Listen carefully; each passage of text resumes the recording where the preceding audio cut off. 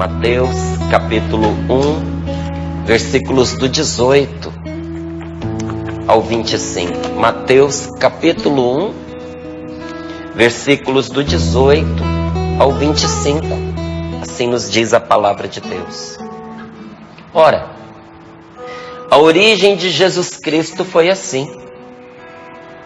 Maria, sua mãe, estava prometida em casamento a José. E antes de passarem a conviver, ela encontrou-se grávida pela ação do Espírito Santo. José, seu esposo, sendo justo e não querendo denunciá-la publicamente, pensou em despedi-la secretamente. Mas, no que lhe veio esse pensamento, apareceu-lhe em sonho um anjo do Senhor que lhe disse: José, filho de Davi, não tenhas medo, não tenhas receio de receber Maria, tua esposa. O que nela foi gerado vem do Espírito Santo. Ela dará à luz um filho e tu lhe porás o nome de Jesus, pois ele vai salvar o seu povo dos seus pecados.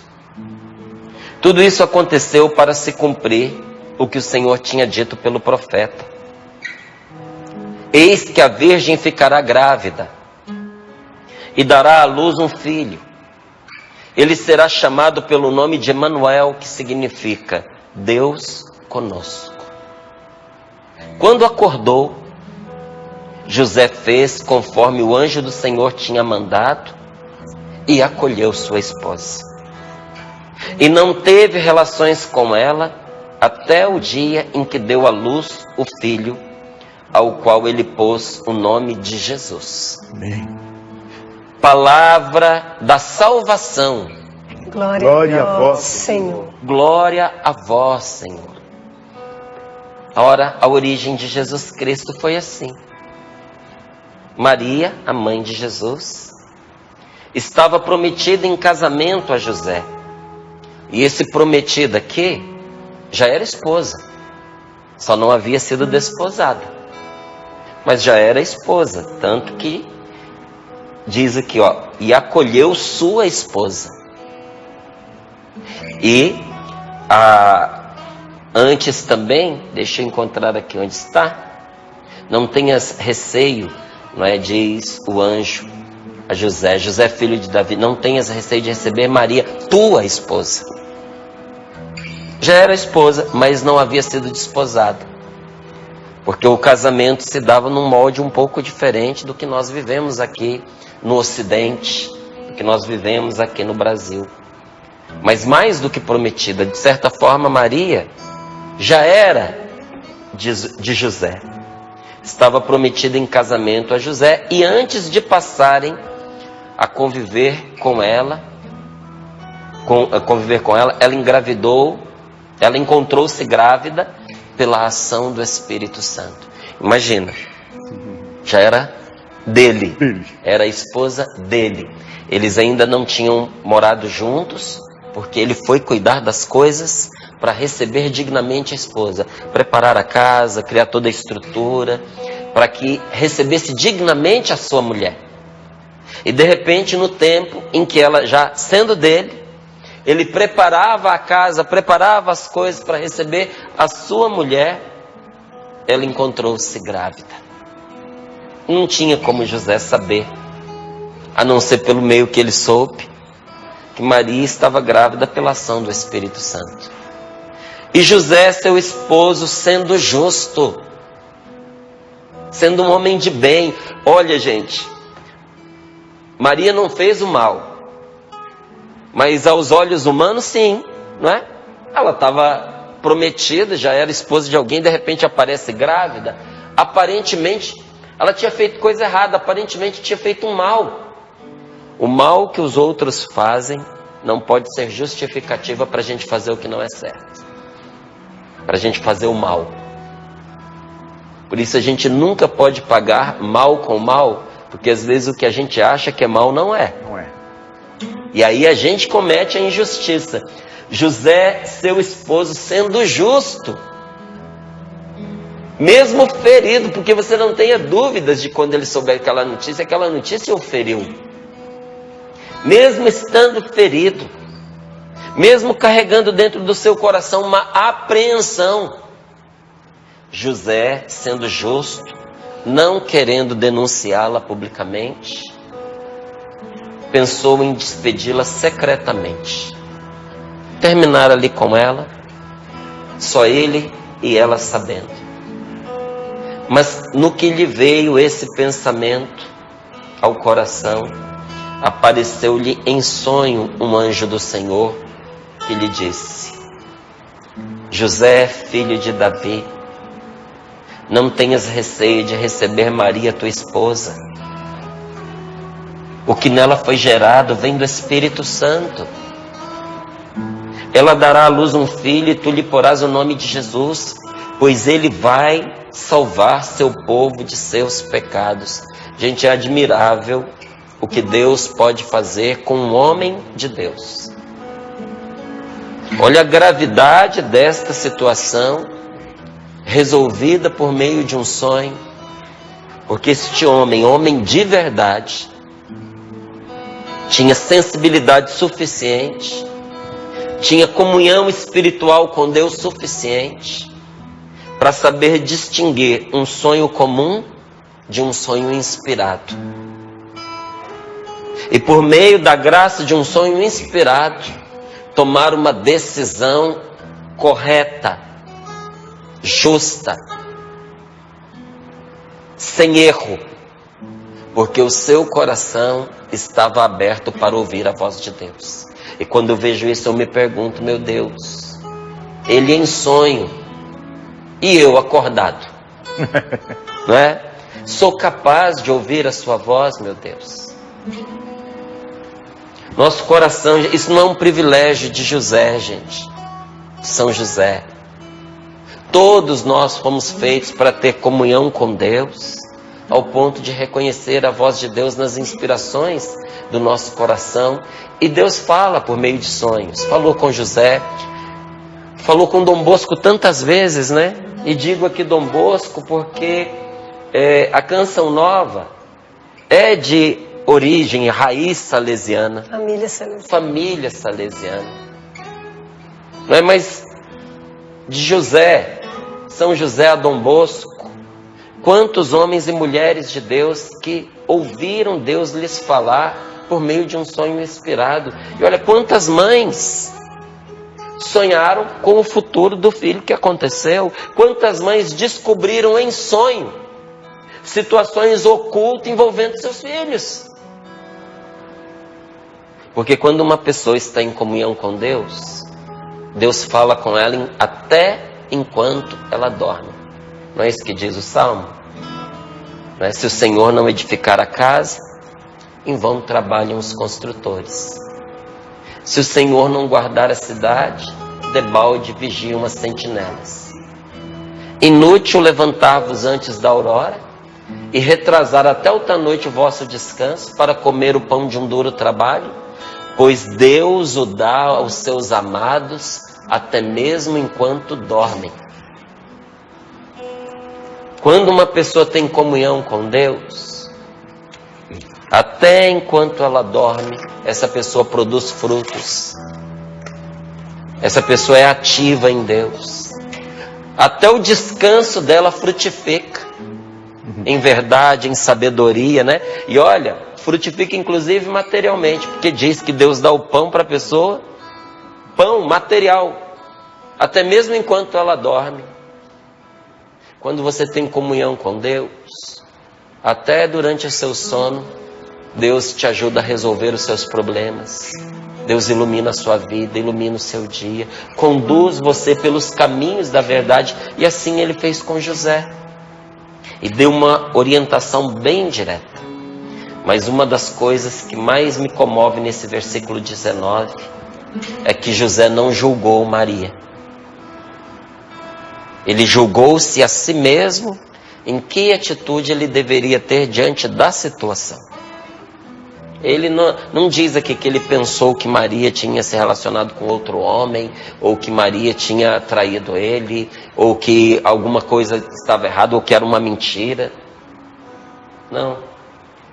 José simplesmente se pergunta, diante dessa situação, o que eu devo fazer? É fato. Ela está grávida. O como para ele não era a questão. Qual é a minha atitude? O que eu devo fazer como homem?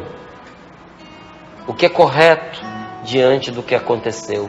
Mas José não julgou Maria. E aqui não pecou. E como é que você sabe que ele não pecou? Porque o seu coração continuou aberto para a voz de Deus. Não se fechou no ressentimento, na mágoa, no pecado.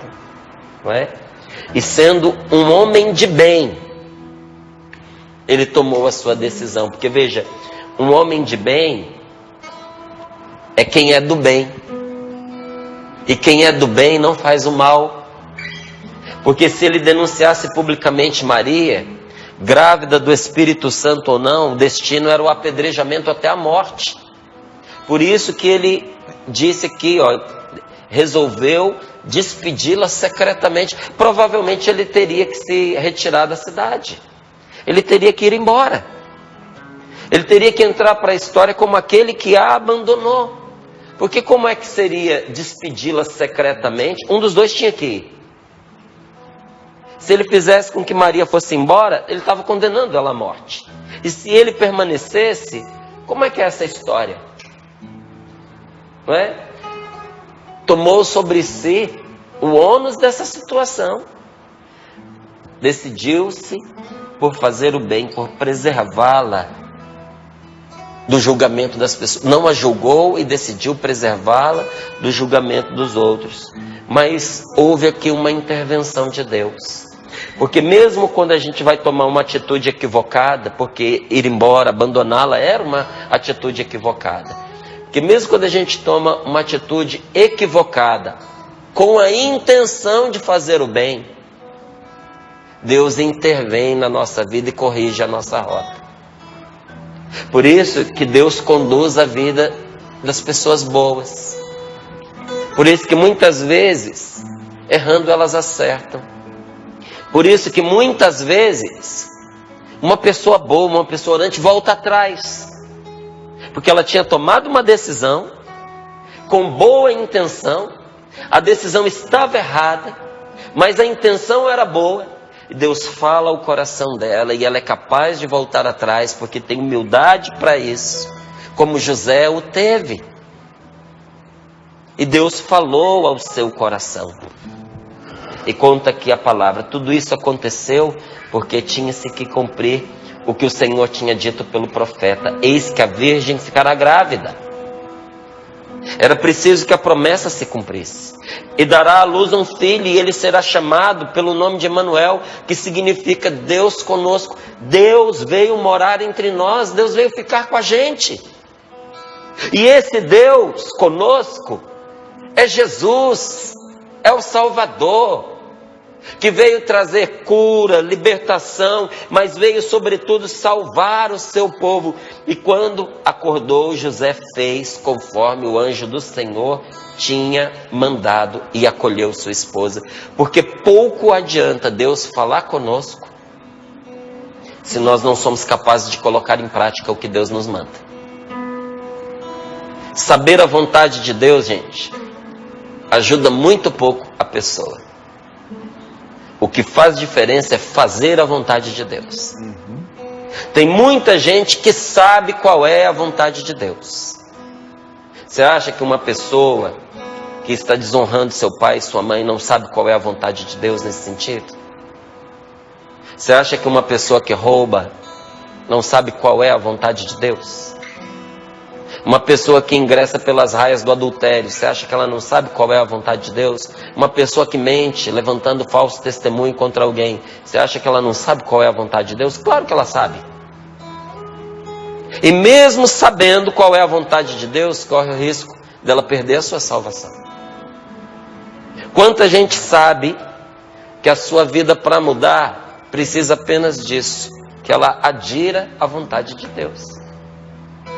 Mas às vezes está apegada aos prazeres, aos benefícios passageiros de uma vida de pecado. E por isso vive o prazer do pecado dentro de uma gaiola de tristeza, uma vida triste, limitada. O bem só virá quando colocar em prática o que é a vontade de Deus.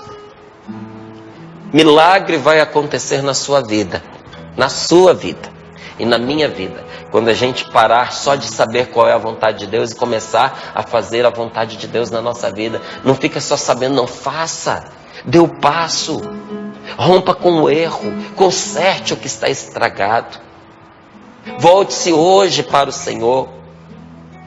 Peça ao Espírito Santo a graça da conversão do seu coração.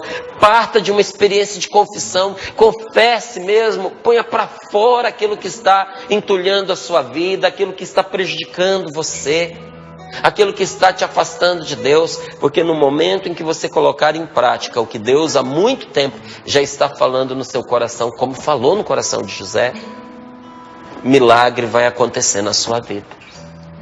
Milagre. Porque onde Deus se manifesta, sempre há milagre. O milagre do recomeço, o milagre da conversão, o milagre de uma nova vida, o milagre do casamento que foi resgatado, do relacionamento que foi retomado, reconstruído, do vício que foi deixado. Pergunte a uma pessoa que foi dependente química e que pela graça de Deus conseguiu libertar-se da droga, se não foi milagre. Pergunte se foi milagre ou não, para você ver o que ela vai te responder. Só quem está dentro da situação sabe que algumas graças são verdadeiros milagres na vida da gente, que são disparados quando nós resolvemos obedecer a Deus. E diz aqui a palavra, e ele não teve relações com ela até o dia em que deu à luz o filho ao qual ele pôs o nome de Jesus. Tem gente que pensa o seguinte, e não teve relações com ela até o dia. Tem gente que pensa assim, então depois daquele dia ele teve. Não diz que depois daquele dia ele teve. Até aquele dia não teve. E depois daquele dia não é da sua conta, nem da minha conta, nem da conta do Eugênio, nem da conta de ninguém. Porque a intimidade de um casal pertence só ao casal. Por que a palavra de Deus não diz quando eles tiveram relação, se eles tiveram relação? Porque isso é de José e de Maria. Mas o testemunho da igreja, dos primeiros cristãos, daqueles que conviveram com Nossa Senhora, e que não foi registrado nas páginas da Sagrada Escritura, porque de verdade não interessava. O que interessava? O cumprimento da promessa. A virgem tornou-se grávida pela ação do Espírito Santo, da parte de Deus. Dali para frente foi a escolha dela, de Maria e de José, mas que Nossa Senhora compartilhou com aqueles que com ela conviviam. Viveram uma vida casta, e é esse o testemunho da igreja. E se não tivesse vivido uma vida de abstinência sexual, qual o problema? Nenhum. Os dois eram casados, se tivessem tido alguma relação, teria sido uma santa relação. E por que então se defende essa abstinência? Porque foi fato. Porque a igreja testemunhou isso no início. Porque corresponde à verdade. Mas se não fosse, teria problema nenhum. Porque os dois estavam debaixo da bênção de Deus. Mas a palavra de Deus, ela é interessantíssima. A palavra de Deus, ela tem pudor. Porque pudor é você manter em segredo o que é sagrado. Sabia? Por que uma pessoa que tem pudor não fica desfilando seus genitais aí para os outros verem? Porque ela mantém em segredo o que é sagrado. Por que a gente se veste em dias quentes? É para esconder o que é feio? Não. O corpo humano é uma coisa maravilhosa. O nosso corpo, inclusive os nossos genitais, é uma coisa linda, maravilhosa. Então por que se cobre? Para se guardar em segredo o que é sagrado. Não é por vergonha, não é porque é pecaminoso, é porque por meio dos nossos genitais, nós somos co-criadores com Deus. Nós participamos da criação, nós estendemos a criação de Deus. Olha que coisa maravilhosa. Maravilhosa. Não é? E a palavra de Deus, ela tem pudor, ela mantém em segredo o que é sagrado. Ela não expõe as pessoas desnecessariamente.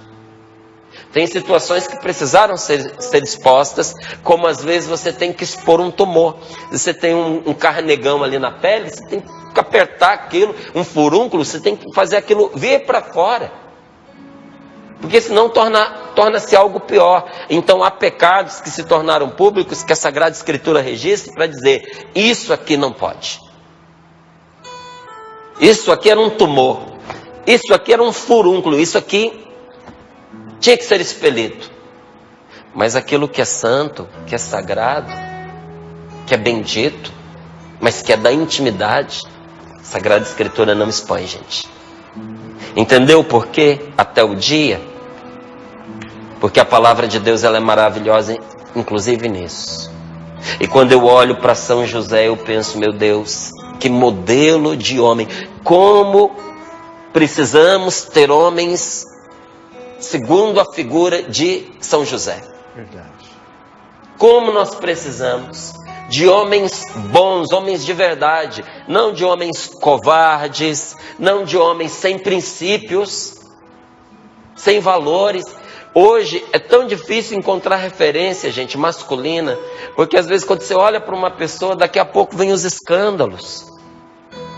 Era só fachada. Nossa sociedade tem sede de homens de verdade. Precisamos de homens de verdade. Homens com princípios, homens com valores, homens corajosos, homens que saibam ser maridos de verdade para suas mulheres, bons maridos, bons pais. Quantos filhos órfãos de pais vivos? Porque um saco de banana consegue ser mais pai do que aquele indivíduo. Nós precisamos de pai como São José foi pai de Jesus. Chamou no peito, assumiu a causa, correu risco de morte, deixou tudo o que tinha, tudo. Deixou os parentes, deixou as propriedades e colocou a sua esposa e o seu menino no lombo de um jumentinho e foi para o país estrangeiro para poder preservar a vida deles. Cuidou deles lá, um homem de verdade, capaz dos maiores sacrifícios para salvaguardar a sua família. Não um homem fraco, que para defender os seus prazeres, para defender os seus ideais, os seus sonhos particulares, sacrifica a própria família porque está atrapalhando os seus projetos. Isso não é homem de verdade.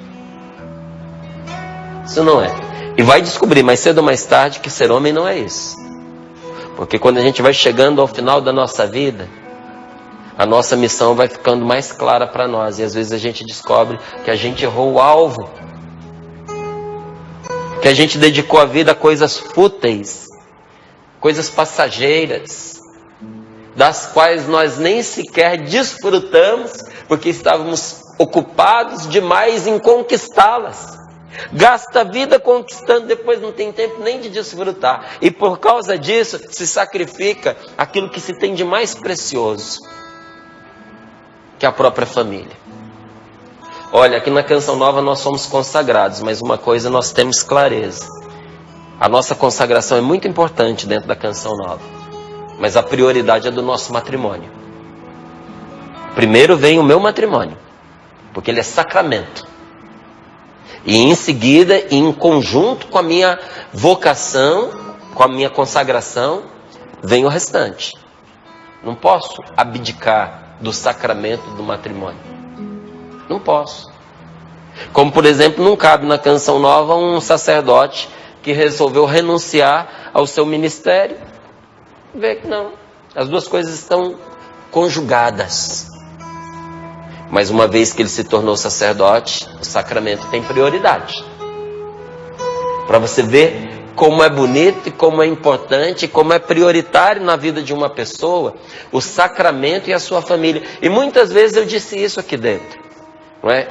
Todo mundo sabe que eu sou um missionário bastante ativo, eu vou em muitos encontros, finais de semana, aprofundamentos, seminários de vida no Espírito, experiências de oração, porque eu nasci dessa experiência e vou morrer nessa experiência, de levar a palavra de Deus nesses encontros, mas nunca com prejuízo da minha vida familiar. Tem que ser em comunhão com ela. Que testemunho horroroso seria para eu estar num palco pregando, aí pelo Brasil, a minha família destruída por falta de assistência. Porque missionários tem muitos, mas marido da Rose só eu. E pai do Rafael e do Lucas, só eu. A gente tem que aprender com São José a colocar as coisas nos seus devidos lugares e a ter prioridade. Nossa Senhora e Jesus foi prioridade sobre o trabalho dele, foi prioridade sobre a oficina dele, foi prioridade sobre os primos, os tios, os parentes, até sobre os pais. Porque o homem se unirá à sua mulher, deixará pai e mãe, se unirá à sua mulher e os dois serão uma só carne. Homem de verdade, homem destemido, gente, homem trabalhador. Olha, o coração da gente se orgulha de ver um modelo como esse apresentado na palavra de Deus. E diante disso eu pergunto, qual é o motivo de nós vivermos? Senão de tornar o mundo que nós vivemos menos difícil para cada um de nós. Qual é o motivo de você viver, ô Eugênio? Senão de melhorar esse mundo um pouquinho. Verdade, irmão. Não é? Maria Marta, qual é a razão da sua vida, senão de melhorar esse mundo um pouquinho, tornar o nosso mundo menos difícil para algumas pessoas? Esses dias eu tive uma conversa tão boa com uma amiga, e como a conversa foi à noite, se estendeu até um pouquinho mais tarde, ela depois se desculpava por ter me tomado esse tempo. E eu dizia para ela, e os amigos são para quê?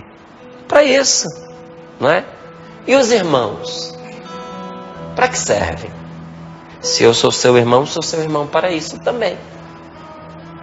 E no outro dia ela me contando os efeitos da conversa para ela. E eu fiquei tão feliz. Porque se a gente puder aliviar um pouquinho a vida dos outros, um pouquinho, esse pouquinho que a gente alivia, a gente eleva conosco o mundo inteiro. O mundo inteiro melhora, o mundo inteiro, por causa de um bem que você faz. E o que é a gente aliviar as pessoas? É ajudar, é ensinar. Ensinar quem não sabe, ajudar quem precisa, alegrar quem está triste. Nesse dia de hoje, se você levar alegria a um coração entristecido, você fez um bem tão grande. É você repartir, porque repartir não é dividir, repartir é fazer o outro participar. Por isso que na palavra repartir não tem divisão, mas tem parte. É deixar o outro tomar parte. Então você repartir o que você tem é fazer o outro participar da sua vida, é fazer o outro participar do seu coração. Como é que você alivia a vida de alguém? É reconhecer naquela pessoa o que há de melhor nela. É você confirmar aquela pessoa nas suas qualidades, no bem, no caminho certo. Gente, que coisa importante que é o papel de um pai na vida de um filho, porque o pai é aquele que confirma. Qual é o munus do bispo? Um deles é confirmar.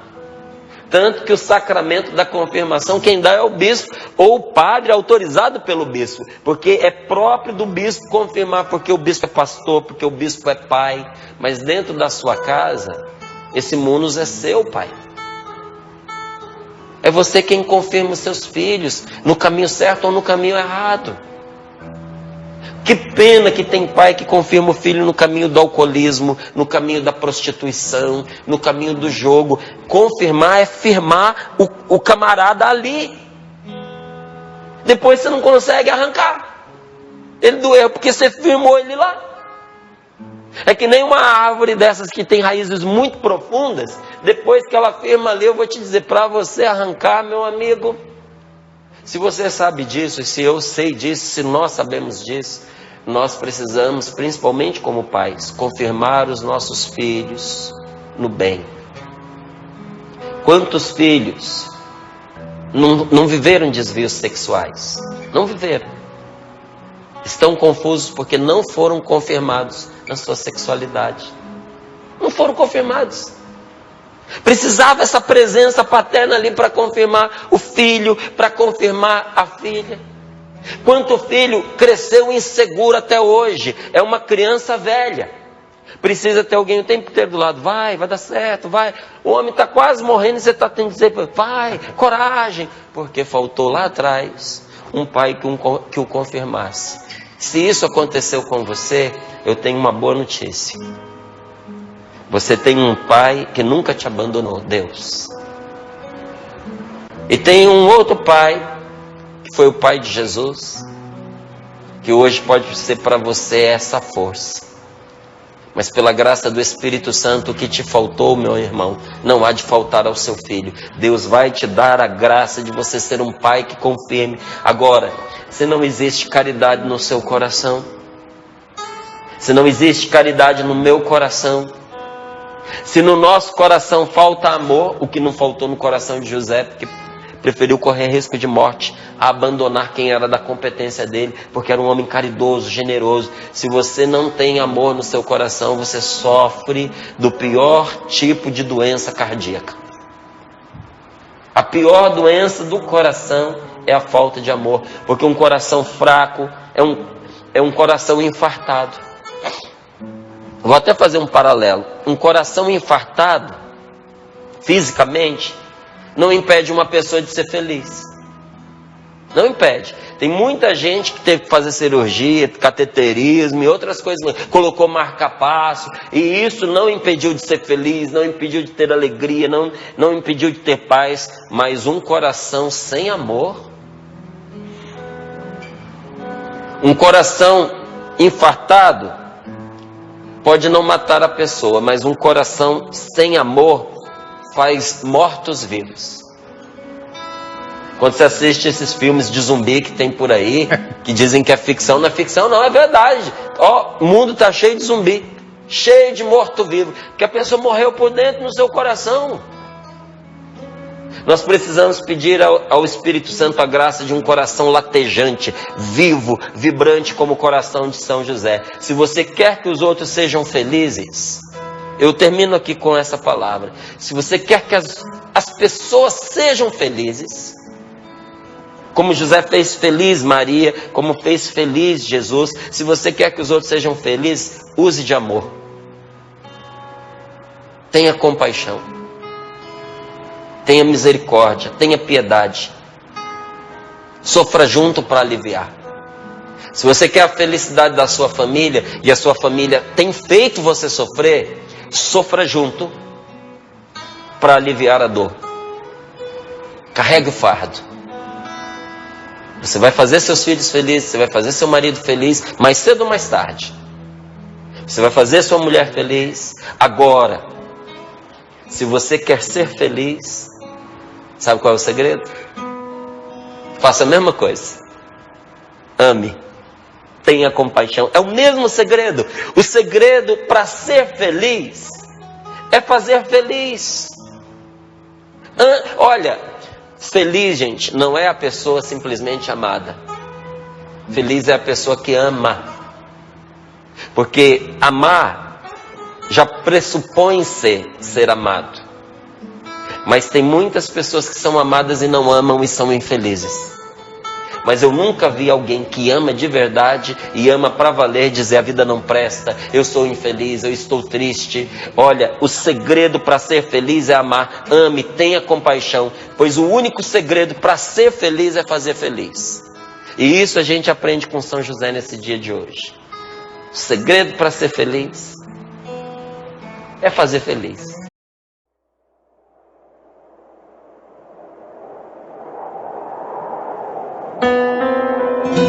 A vida é o maior dom que Deus nos deu. Ela é linda, mas é breve. O maior sentido da vida está em viver o presente. Não deixa para amar amanhã quem está vivo hoje. porque nós só temos hoje para amar.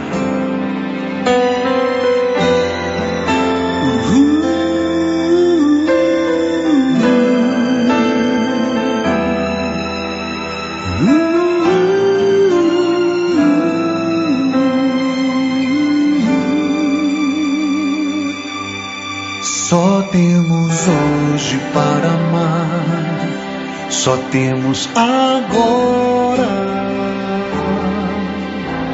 Não sabemos quanto tempo falta pra nossa vida se encerrar. Só temos hoje para amar, só temos agora. Não sabemos quanto tempo falta pra nossa vida se encerrar. Quero amar.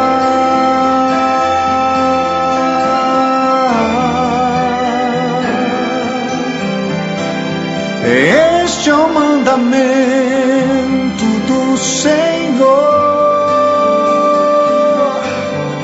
Quero amar.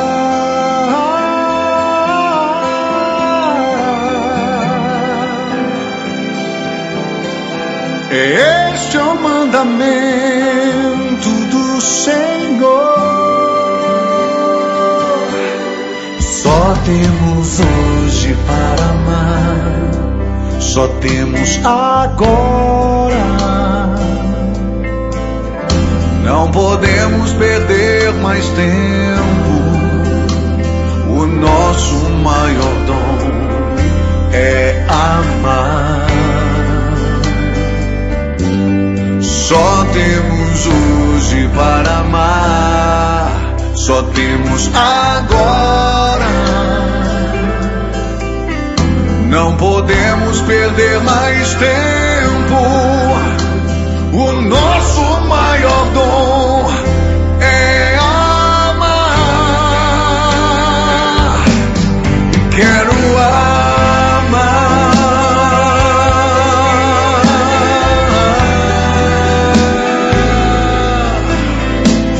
Este é o mandamento do Senhor. Quero amar.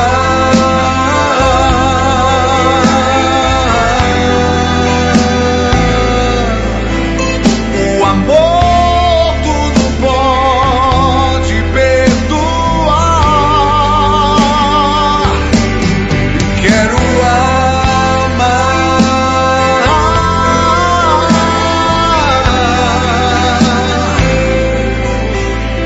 o amor tudo pode superar. Quero amar.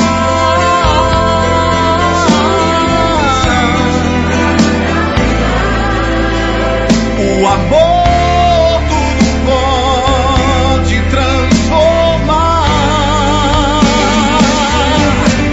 Quero